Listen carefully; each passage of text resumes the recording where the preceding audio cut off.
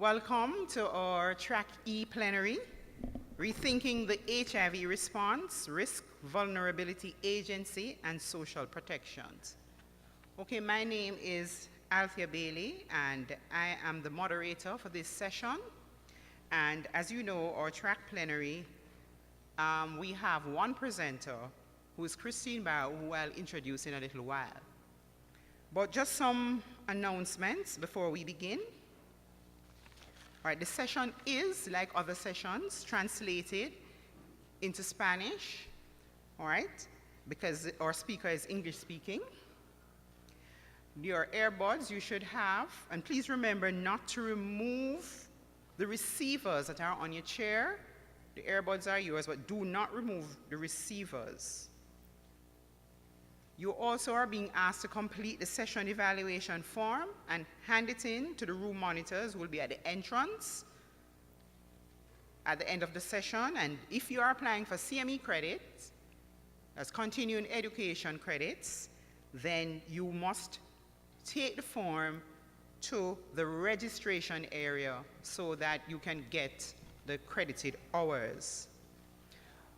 How we are going to proceed this afternoon is we're going to have a 25-minute presentation, and then in order to be as interactive as possible and to get your input into our topic, we're going to go into three small groups, which will be moderated by myself, Monique Springer, and Ian McKnight. They will identify themselves just before that session begins. Then you have 30 minutes for that small group discussion, and we will come back and report from the three groups, and then we will discuss in general. So 25 minutes of presentation, half an hour for a small group, and we report back and have question and answer during the last session. So we're going to go ahead. Remember that, as you may have heard several times before, that if you have questions, please come to the microphone so that everybody can benefit from the questions that you have. There are microphones in the two corridors, and that if you are taking photographs, that it can only be of the presenters and not of the audience. All right, thank you very much, and we're going to begin.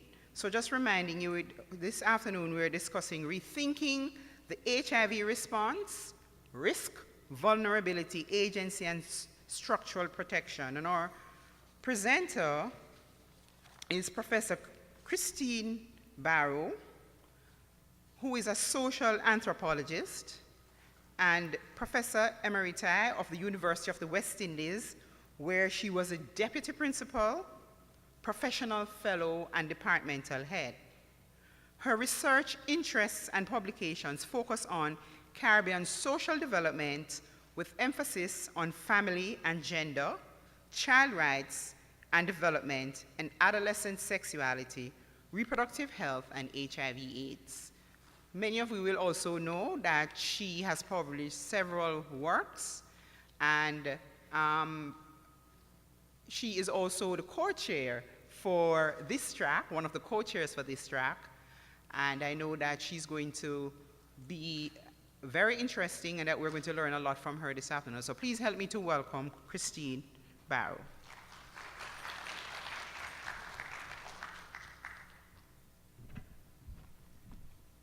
Thank you very much, Althea, and good afternoon to all, and thank you for coming. As Althea mentioned, the structure of this plenary session has in essence been a work in progress, and what we've been doing is refining it as we go along.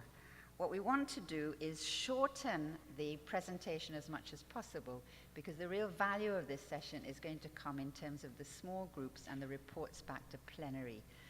This has been one of the major messages of this conference, that it's the richness of the discussion that we need to capture rather than the plenary presentations in themselves. So what we've done is shorten the plenary presentation. I was going to present on a case study that we did in Barbados. I can bring that up in discussion if we wish to look at it. But I'm really going to try and set the frame and then raise 3 major questions out of that frame to take into the small group discussions. And the small group discussions are going to reflect 3 of our major special populations within the context of HIV and AIDS. So one of the groups will deal with MSM, one will deal with sex workers, and one will deal with youth. And I'm going to try and set the frame so that we can keep rethinking our interventions accordingly. In other words, really this session is about rethinking HIV in the context of the Caribbean. It's absolutely critical for us to keep pausing, taking stock on how our thoughts and our discourses have evolved, how our fundamental epistemological assumptions and paradigms need continually to be thought and rethought, not only because the epidemics themselves are evolving, but also more as we understand what is working and what is not working in terms of our responses. How then, we need to ask ourselves, might our research help to build more responsive policy and programming for HIV prevention, treatment, care, and support? Our imperative in the context of HIV, of course, is more urgent than many others in the context of social policy and health policy, because what we're dealing with is life and death, stigma and discrimination, sexual violence, lack of access to health and other basic services, gender inequality, and the denial of human rights. So the urgency for us to keep rethinking is perhaps much more imperative than it is for some other areas of social policy. Let's begin by looking briefly at the risk model. We all know what it was, what it said, what it did, and what it didn't do. So very briefly, the risk model of intervention essentially operated on a personal and individual level. It was a biosocial, psychological, epidemiological, and public health model. And there were 2 main policy strands, 2 main strands for HIV programming and response. One, the medical, which essentially concentrated on VCT treatment and care, and of course has expanded beyond that more recently. And the second, the more social intervention, concentrated heavily on education and information through public IEC and BCC interventions. Back a bit. And through particularly interventions in the education system. In particular, of course, I'm talking about health and family life education. There were great successes coming out of that model, particularly in terms of the saving of lives and the prolonging of lives. Infections were averted, knowledge and information in particular increased substantially. But the model, as we all know, was not as successful in terms of prevention. There was an assumption that knowledge would promote behavior change for self-protection, and then by extension, of course, the protection of others. And therefore, HIV prevention would be achieved. That was the inherent logic within that model. But it hasn't happened. The disconnect, as we know, what we call now the cap gap, emerged. So it was time then, and this is some time ago now, to rethink the HIV response model. Or as UNAIDS put it, the imperative of a prevention revolution became much, much greater. The goal then was still to change risky behaviors, but the frame within which the HIV response program operated expanded. No longer focused so much on the individual and the personal in terms of knowledge, attitudes, and behaviors, such as early sexual debut, such as condom use, such as multiple partnering, and so forth. We had to expand the frame into what has become known more commonly now as the social vulnerabilities frame. We understood then that it was as important or even more important to understand the context of sexual interaction as it was to understand personal behavior. As important then, or more important, just as important, to address factors that affect individual behavior rather than just the behavior itself. We move then into structural approaches. We move then to adopt a much more structural approach which aimed to change the conditions within which people live, particularly the conditions in which so-called vulnerable populations live. Structural approaches then began to locate the drivers of HIV within a much wider range of social, economic, political, and cultural conditions, taking a much broader view, exploring the historically deep and transnational structures of the political economy and asking how these have become entrenched and in fact legitimized. So, we began then to explore the complex correlations between HIV and poverty, between HIV and economic exploitation, including, of course, sex tourism, HIV and migration. We factored in power relationships in particular, racism, gender inequality, institutionalized violence, stigma, and social exclusion, all forms of what Paul Farmer has called structural violence.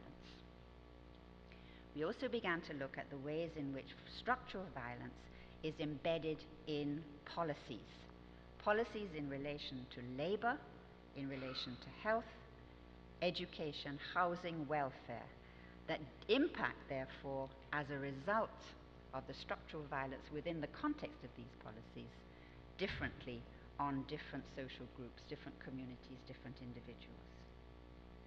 We began to look at, and we began this in the Caribbean as well, how political will and leadership, how issues of governance around HIV are essential, but also begun to realize to some extent how governance, how political will in the context of HIV has begun almost to seem as if it's waning a little bit. It's moving on to other issues. Chronic disease is the big fashionable one now, and HIV seems to have taken a back seat.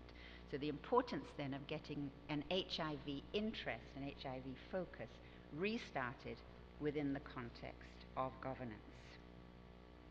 We began to understand also within this wider structural frame how religious right intolerance and fundamentalist homophobia promote violence, social exclusion, and vulnerability to HIV.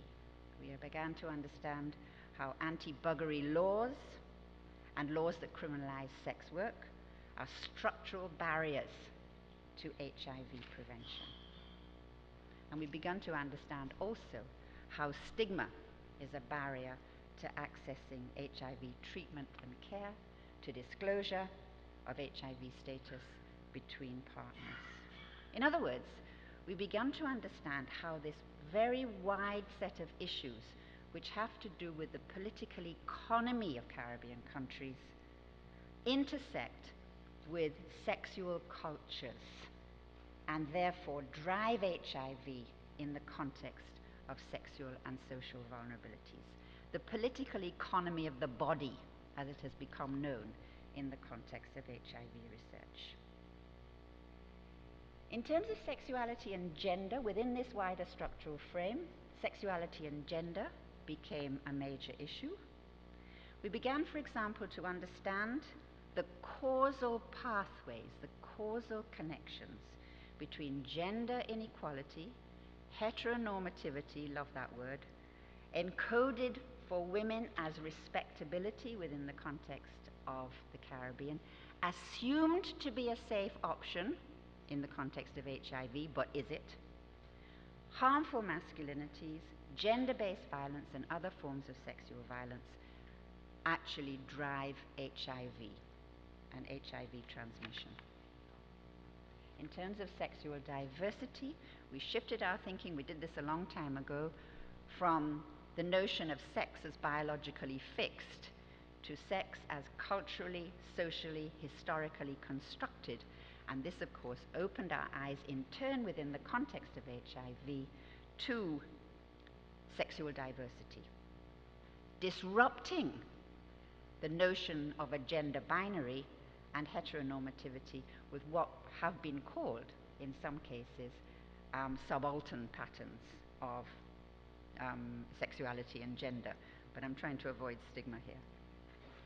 In turn, of course, that exposed biomedical classifications which had in turn informed the risk model, the previous risk model response to HIV, exposed that as an oversimplified homo-hetero dichotomy, failing therefore to capture the complexity and the diversity of sexual behaviors and sexual identities in the context of HIV. In terms of local cultural and moral contexts, HIV responses in the Caribbean, as elsewhere, have tended to some extent to be top-down, perhaps overly so, initially driven by a global approach. A lot of call now for national responses to take over, for recognition of local cultures and local moralities to be inserted into the HIV and response programs. So we began to look then at how social and cultural systems and local moral systems began to shape sexual behavior and gave meaning to these behaviors. We began to ask how sexual communities, be they MSM, adolescent girls, older men, or whoever, structure sexual interaction. And to recognize, of course, that who has sex with whom, in what circumstances, and under what, and with what outcomes, is not a random something or the other. It is governed, of course, by rules, principles, and cultural and moral codes, which are very localized within the Caribbean region. So implicit and explicit codes, cultural codes, organize the possibilities of sexual interaction within and across sexual communities and networks. So our language around HIV and HIV intervention began to incorporate some of these understandings. As an aside here, dealing specifically with the issues of morality, I think that we haven't fully understand the extent to which local moralities, there's not just one, as well as local culture and social norms. I think we've done a lot of research. We have quite a good understanding of local sexual and social cultures and local norms, but I don't think we've paid sufficient attention to how local moralities, local notions of pure and impure, sexual appropriateness and sexual deviance factor into the HIV response program. Issues of sexuality and HIV are deeply embedded and heavily shrouded with notions of shame and blame. We need to factor in, then, religious doctrines around purity and holiness and righteousness as we begin to understand the power of the serious power, the real power of stigma and violence. The social separation of those inside and those who are out and beyond the pale, the we and they of sexuality and HIV, and the heavy social pressure and moral pressure designed to reinforce that heteronormative, that heterosexual social order. Critically, local engagement and community mobilization, and of course, expanding on that, social movements. We've begun to recognize the importance, the critical importance, as a result of the experiences elsewhere. Of course, the MSM population in San Francisco was a very powerful movement as well. There have been others throughout the world, recognizing the importance not only of doing a governance and rolling out of a program, but also building sexual networking and community mobilization from the ground, as it were, in response to HIV. The importance of sexual networking and community mobilization, particularly in terms of how sexual communities develop safe sexual scripts for themselves, how they reduce sexual risk behaviors among themselves, and how they provide support structures for their members, a very critical component of the HIV and response program, and how in turn those sexual and social community movements and mobilization expands to produce larger, broad-based coalitions and social movements. Social movements is critically inserted into the UNAIDS document in terms of getting it to zero. That prevention revolution is important. Within then the context of the wider political economy of HIV and the context of what Paul Farmer, as I mentioned, calls structural violence, we also find very positive opportunities and possibilities for agency, for self-determination, and for sexual freedom. What does all this mean then? It's really complicated, it's large, it's massive. How do we find entry points into this whole framework of structure and structural violence for HIV responses? What we're trying to do is to connect the structural understanding to epidemiology, to connect structure, social vulnerability, and personal risk. We're not removing the whole notions of risk and interventions that deal with the individual. What we're trying to do is embed those within a wider frame, a wider structural and institutional frame, to recognize then that combination prevention in that context is as necessary as combination treatment. And this is problematic, very problematic. Those structural factors, some of which I've mentioned, not all, are diverse, they're complex, they're multi-layered, and they're deeply entrenched in cultures and societies. The structural frame seems far too massive. It's far too much to deal with in the context of an HIV response. And therefore, to some extent, we've said to ourselves, it's beyond the HIV response agenda, particularly the risk frame remit of health intervention. It seems then that the paradox is that the deeper our understanding of HIV becomes, the more difficult it is to formulate interventions for change, because it's all too much.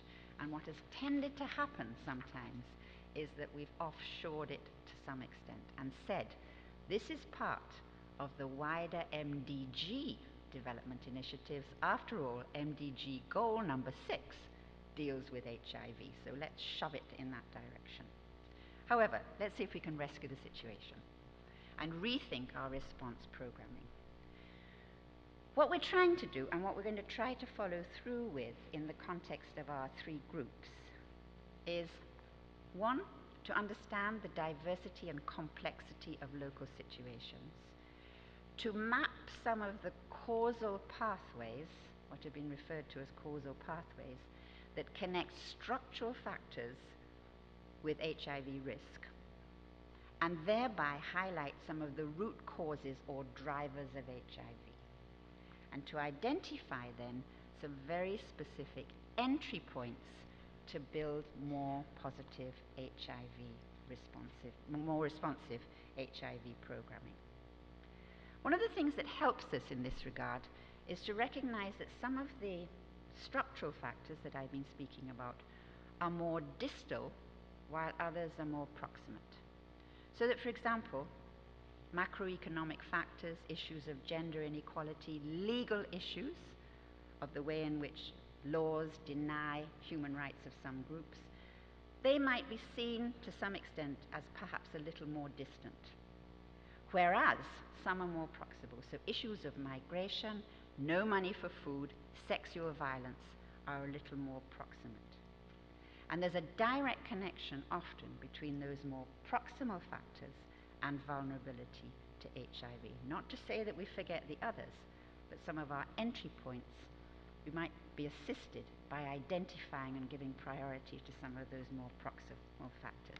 For example, the connection between sexual violence, IPV, gender-based violence, etc., and HIV has been proven So perhaps rather than put all our energies into challenging the more distant factor of gender inequality, although not to deny that the importance of that and to frame our interventions within that wider context, let's work perhaps to eliminate social coercion and violence. Maybe by implementing an effective system of redress for women and girls and boys, and stronger sanctions for those that practice gender-based violence and intimate partner violence, IPV. So let's go upstream and see that women's exposure to violence to some extent has been linked to economic dependency on men. So the causal pathway then might become women's economic dependency, sexual violence, vulnerability to HIV. Simplifying to some extent, without distorting, hopefully, that context of structural factors and adopting a structural approach which might lead to some kind of change. There are many examples of this already. For example, the Image Project in South Africa addresses the broad issue of gender equity, but with a very specific focus on IPV and GBV and economic dependency on men. Microcredit provisions have improved women's income generation. In doing so, address their economic dependency and consequently their HIV vulnerability.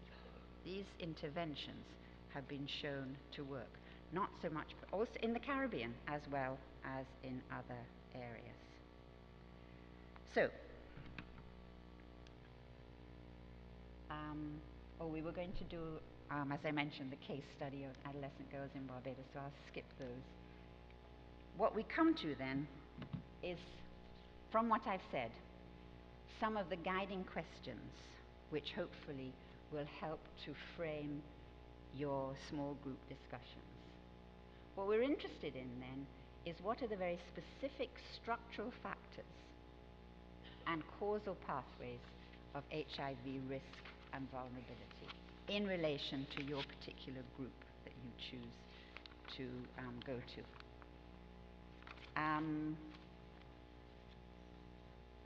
In other words, are we talking gender inequality and then gender-based violence and moving on from there? Or are we talking about stigma and discrimination and violence and HIV vulnerability in relation to MSM?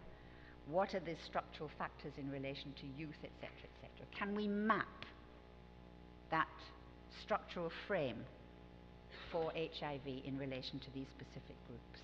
Having identified what the structural factors and causal pathways are, where are our specific entry points for building more responsive HIV programming?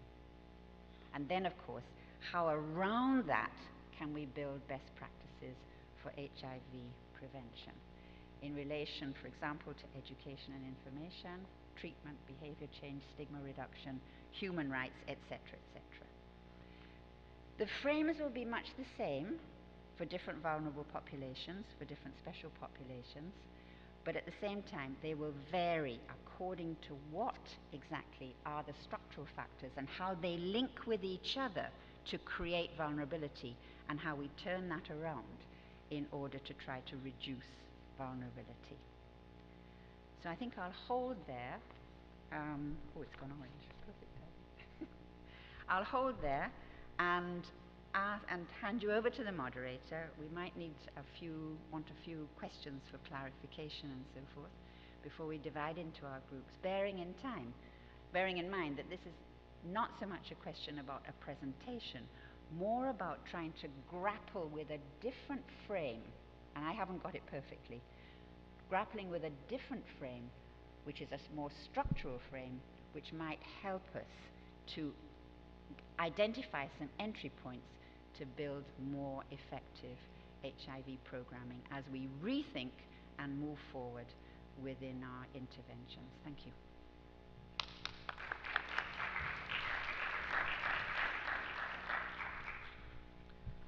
Okay, thank you very much, Christine, for taking us through rethinking the risk of the HIV response and looking at risk, vulnerability, agency, and structural protection. Just in a quick summary, Christine pointed out to us that in the early stages of the response in the HIV epidemic, in terms of looking at prevention, we focused more on the personal risk and biomedical aspects, and our response was more medical and educational. And the assumption, the premise was that giving people the correct information would change their behavior. She indicated that it shifted from personal risk to social vulnerability and more structural approaches. And the fact that legal systems, leadership, and cultural and religious barriers were important in the response. Then she spoke to us about the whole issue of sexual diversity and how we reconstructed how we regarded sexual diversity as not being merely biological classifications, but that it can also be socially constructed. She also, I think, a very important issue was the whole homo-heterosexual dichotomy, which many of us are still struggling with, and the whole local moral systems and how that interfaced with the issues of sexuality and, as she called, shame and blame. We now have a task to look at what Christine has put up for us, those 3 guiding questions. But before we move to the group discussion, are there any questions for clarification or questions that we have a couple of minutes that we can take some questions if you need Christine to clarify any of the things she just presented. So the microphones are open. Could you please introduce yourself and tell us where you're from and then ask your question? Thank you. Sure. Good afternoon, everyone. My name is Kyle Shea from the Bahamas Ministry of Foreign Affairs. I was just curious, you mentioned that program on women's economic independence. Sorry, say that again. You mentioned a program on women's economic independence that was put on by an NGO. Do you know the name? Do you remember the name of that NGO? NGO. The name of that group? No, the one I was talking about essentially comes out of South Africa. It's called Image. Image, okay. Yeah. Well, you can Google it in and you'll find it online. But essentially what they were trying to do is make the strong connection between gender-based violence, intimate partner violence, and exposure to HIV. And then went upstream a little bit and said, so how can we deal then with violence?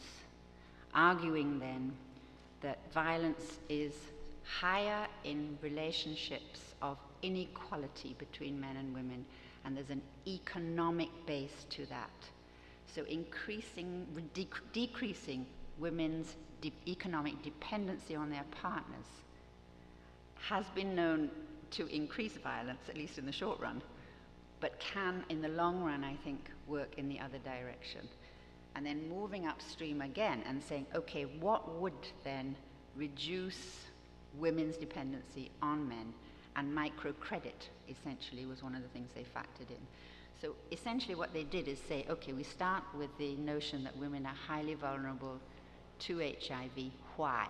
Come upstream, and you get a sort of causal pathway between gender inequality at one extreme through the notion of economic dependency, gender inequality within the context of relationships themselves, exposure to violence, vulnerability to HIV. And that was the route that essentially they chose in terms of their particular intervention, and it's been quite successful. For MSM, for prison populations, for migrant populations, the causal pathway would be different. So what we're doing here, I think, is trying to grapple for the Caribbean context with what exactly is that causal pathway, what would be the entry points there for policy, in order to try to simplify all the complexities of that structural frame so that we can identify very specifically how policy might work to change things. And if I could just add a comment. Yeah. I've been working with the Department of Labor and the Bureau of Women's Affairs on a working group to establish a national gender policy for the Bahamas. And so all of that is a part of women's vulnerability, gender inequality, and things like that. We're looking at these kinds of programs to help implement, to kind of bring awareness and bring education. So thank you very much. Yeah, thank you. Please go ahead. Please go ahead.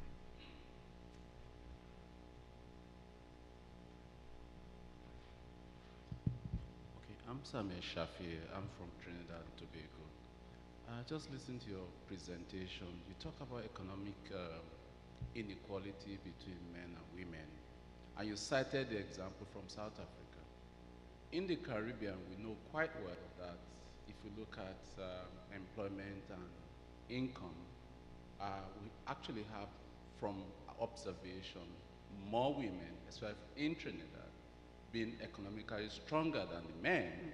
How do we then explain or justify your statement in terms of that relationship that exists in South Africa? How does it affect us in the Caribbean?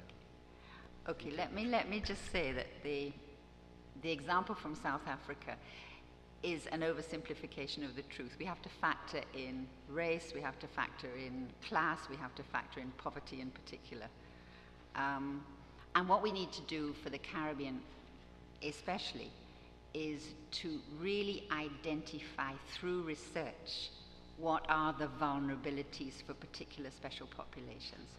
Why is it that HIV is higher in particular populations? What is it not only about their sexual and social behavior, which is the risk model, what is it about the context in which they live which creates the vulnerability? And that's what we're trying to grapple with. Much of that we don't know for the Caribbean. There are factors other than economic dependency, and this comes to your question, which create vulnerabilities of women to violence. We know that. And we have to find out what they are in order to say, why is it that in some Caribbean countries, the lines of infection between, and I'm going back to Professor Figueroa's presentation this morning, the lines of male-female met and then crossed in terms of the incidence of infection. What is it that's causing the vulnerabilities among women? And I think we still need to decide that. Economic dependency may be one such factor, but there may well be others. Okay, thank you very much for those questions. We're going to try to move into groups, and I'm now going to ask us if we could use 25 instead of 30 minutes for the group discussion. The three groups are sex workers, men who have sex with men, and youth, and we'll be looking at those three questions. I'm going to ask on the extreme left that persons who are interested in sex workers will join that group. In the middle, men who have sex with men, and at this right here on my immediate right, youth. I will facilitate the group with sex workers. Ian McKnight will facilitate the group with MSM, and Monique Springer will facilitate the group with youth. So if you could just move quickly to our area of interest, and I'm just definitely going to ask you please to come forward so that we can have the discussion. Thank you. And it's 25 minutes, so we will cut the groups at 5 minutes past 4. Okay, so I am going to try to report on our discussion regarding sex workers, but it was all over the place. So let me just start by summarizing some of the main points. I guess the first point is there was no consensus. The first point had to do with the fact that Caribbean governments are in denial about the existence of sex workers, or rather the fact that sex work is not regarded as legitimate work. Therefore, this is a major obstruction to any kind of attempt to respond, right, to the vulnerability of sex workers. The point was made that it is not possible to address HIV reduction among sex workers without there being this recognition of the legalization or the right of workers to have, of women or men to indulge in commercial sex work to make a living. There is also a distinction to be made between sex work versus commercial sex work versus transactional sex. And in fact, in our group, there were some countries where it was recognized that some forms of commercial sex work didn't actually exist. This was alleged in the group, and that it was more, the practice in the country was more around transactional sex. And I think this led to the wider point that you have to recognize the differences, and therefore, in understanding the differences in terms of the practices of sex work that operate in the various countries, they would require targeted interventions that would vary according to the different type of sex work. Somebody else made the point that it is more than just sex work, it's a whole industry involving a whole range of different players, not just commercial sex workers. You have the people who are the taxi drivers, the clients, and other people who are involved in the trade. Exactly. So this led to a whole discussion around decriminalization versus regulation.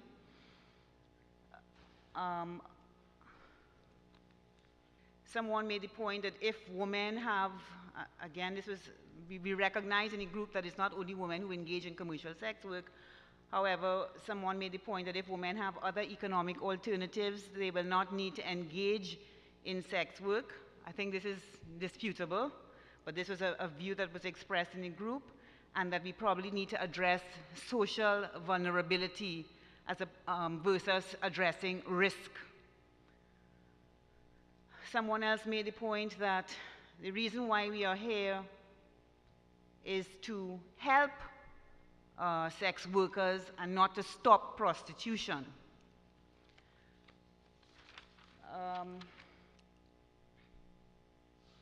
We have to realize that there are several different stakeholders involved and find different strategies to empower and to address the issues related to these. Someone else made the point about the fact that law enforcement currently varies according to the different practices or groups involved. So for instance, several members talked about the fact that police officers turn a blind eye as far as so-called heterosexual sex work is concerned. However, they frown upon sex work that involves men-on-men sex, as well as child prostitution. And finally, we had a point about a possible best practice involving, would have to involve greater outreach to sex workers, reaching out to them and not waiting for them to come to access services. In short, it was very difficult to pinpoint or to follow the guidelines of the questions there. Some people were actually engaged in working with sex workers, others weren't.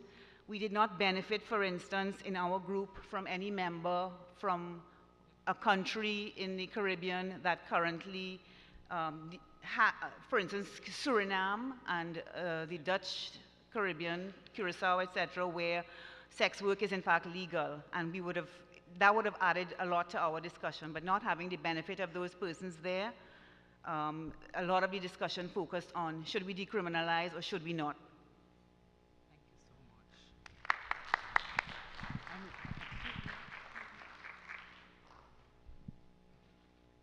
Thank you so much. Very good rapporteur, impromptu rapporteur. All right, we just move into the next group and in the interest of time, and then we take points on all the different groups. So the person who's going to report for MSM can just come.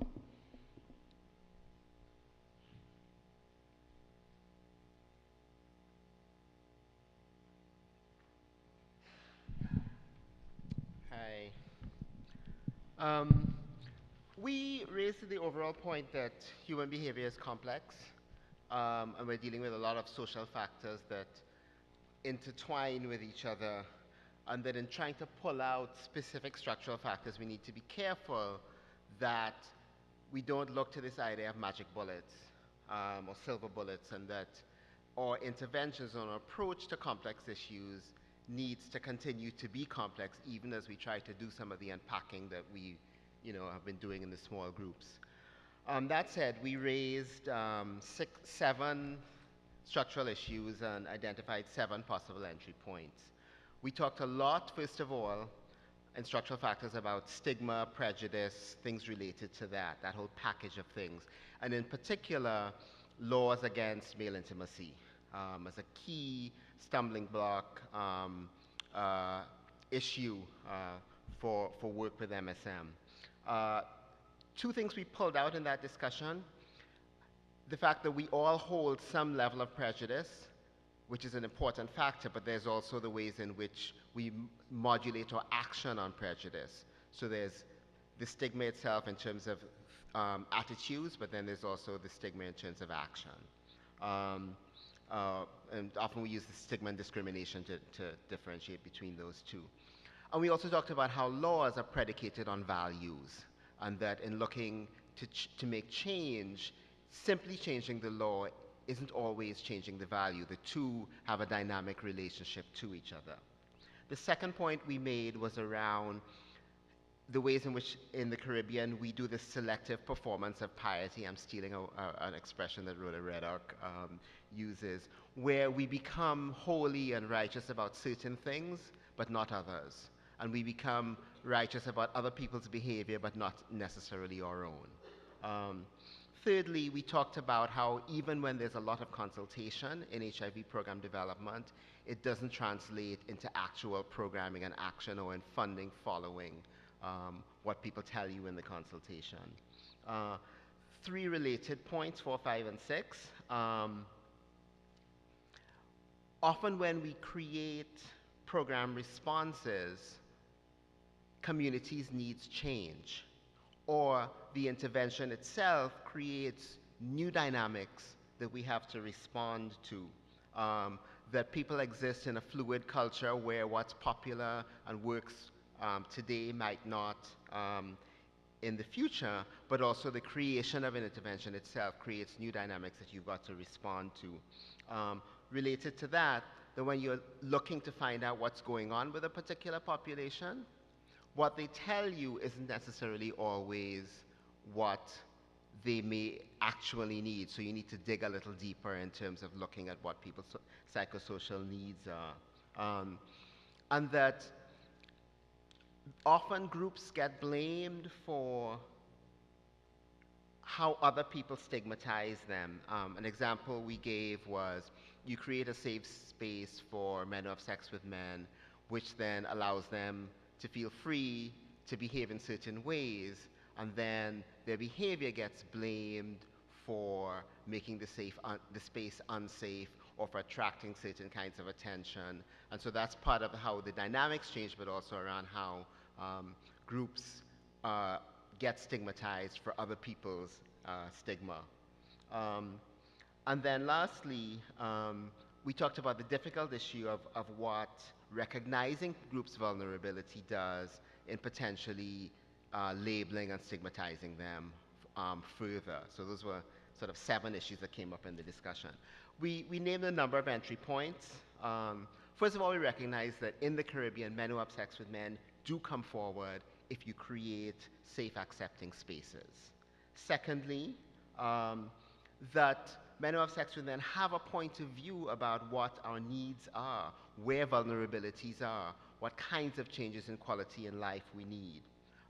Related to that, thirdly, that qualitative data, that qualitative assessment is as critically important as quantitative work in understanding how to intervene. Another point was that we have successes making supplies available for safer sex and sexual risk reduction, that people take them, that they access them, that there's some evidence that they use them. That one of the things we can do very simply is begin to use destigmatizing language when we engage with men who have sex with men. 2 important final points that we made about how we can begin to make change broadly in the structural environment. One, through courageous leadership in beginning to change values. Very often that leadership is political or religious. And lastly, that in our own homes and families, educating our children around different attitudes to sexual diversity is another way forward. So those were the 7 possible entry points that we named. Thank you very much, and only 40 seconds over time. Okay, I'm going to invite the youth group to come. In the meantime, if we have questions or comments back from the group, we can note them. So at the end, we'll have 5 minutes for general discussion.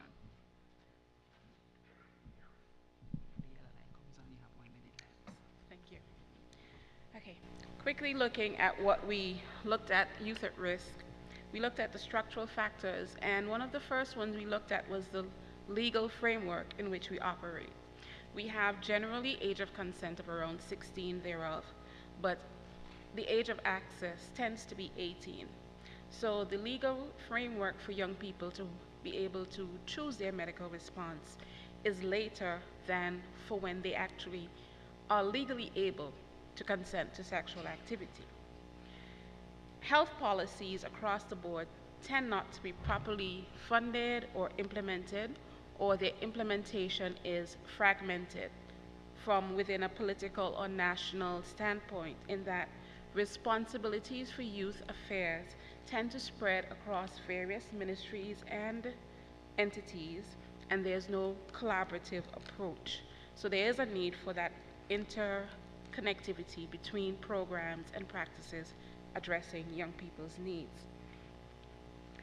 Then there is the issue of health and family life education within the school system. In some places it's non-existent, or where it is taught, it is deemed ineffective. Our family structures and support also create an issue of vulnerability for young people, because many parents are uncomfortable talking with their children about sex and sexuality. In addition, the socioeconomic factors play a role into how young people may be socialized, and also how they are exposed to greater risky behavior and practices. We also have the natural curiosity of youth in all things, and especially also about sexuality. But when we look at messages that are presented re-prevention, they tend to be prohibitive, and in many cases somewhat harsh. It's that no negative approach that only tends to increase the curiosity of the young. So we need to rethink our messages in our prevention campaigns. Then we took a look at some of the social and cultural factors. We talk about the sexual taboo across the board within family structures, and also looking at our religious institutions.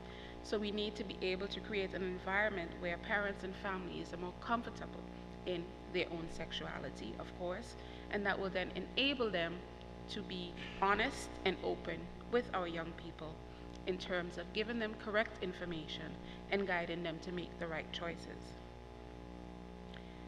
In terms of our religious institutions, we then need to be able to work on our church leadership to be open and honest, and to create that environment within the family setting where they would have that degree of influence. Some of the issues we looked at risk for young people was the issue of intergenerational sex, that transactional, somewhat abusive relationship of sugar daddies, etc. Older men or women transacting sex with young people for phone, clothing, or cash.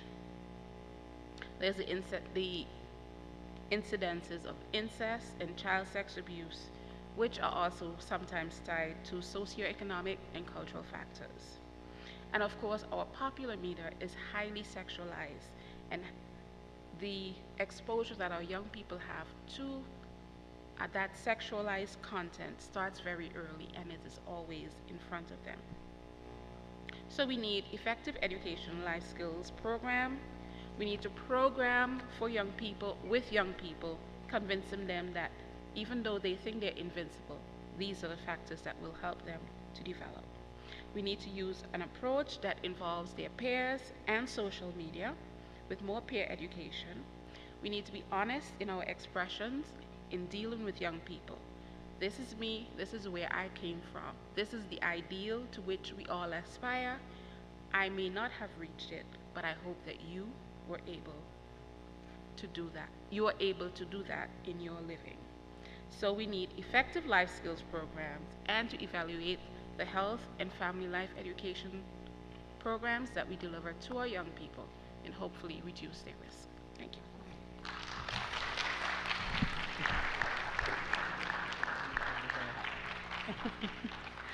Okay, wonderful. You're a wonderful group.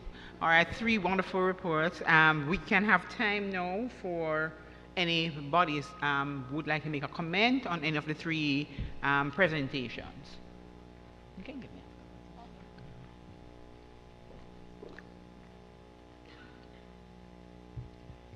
I want to make a comment on the last speaker first, and then I'll deal with the Youth, okay. Right. I know that there is a Jamaican myth that an older man who has sex with a young female can cure his STI.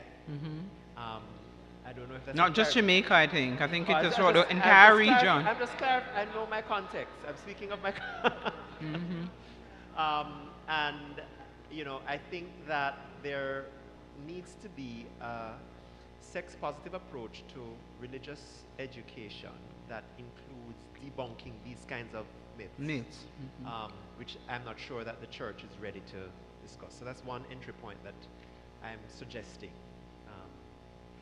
In relation to MSM, I shared in our group, which, you know, it's challenging for me because I am working on a legal challenge to the Jamaican anti-sodomy law. And one of the arguments we're making is that the law has an impact on HIV prevalence. But we are seeing where data from UNAIDS is conflicting with information being put out by UNAIDS and by certain ministries of health, such as the Ministry of Health of Bahamas, which has said the repeal of the law has had no impact on the HIV prevalence. And it has created complications for us because, yes, we know there's a lag time, but I think what we need to be brave enough to say is that the law will be the first step of many which need to culminate in full recognition of the human rights of MSM, which will allow them to explore their sexuality unimpeded and, you know, protect themselves. But of course, that discussion is not happening. It's always, we're not going for marriage. We're not going for couples. We're just decriminalizing private intimacy. But the reality is that's not enough. That is, in and of itself, in my view, stigmatizing. Okay, and that's a very good point, as Christine spoke about the local and moral systems, and do they see it in that way? You're going for one, then you're going for the next, then you're going for the next. Okay, any other quick questions? Yes? I might seem an odd person to speak on this and to reinforce the last speaker, but I'm not Caribbean, I'm not a man. But I would like to just say something about the experience in the UK on that same issue. We've had homosexuality decriminalised for a long time, and it wasn't enough. It was better than nothing, but it wasn't enough. And it really wasn't until the Labour government, recently now gone, and the change in the issues of human rights for men who have sex with men and also lesbian women, that the cultural shift started to happen. And the final or more recent civil partnership laws, when people did actually start to feel safer. And I think it's an issue of human rights, and once people feel safer in their human rights, then they can access services and people can approach them and so on. So I'd just like to reinforce what the gentleman said. Absolutely, and excellent notes in which to end. The human rights of all the groups that we have discussed so far, the human rights of the sex workers, the human rights of the MSM, human rights of the youth. And, you know, we really want to say thanks to all of you, first of all, for your wonderful participation.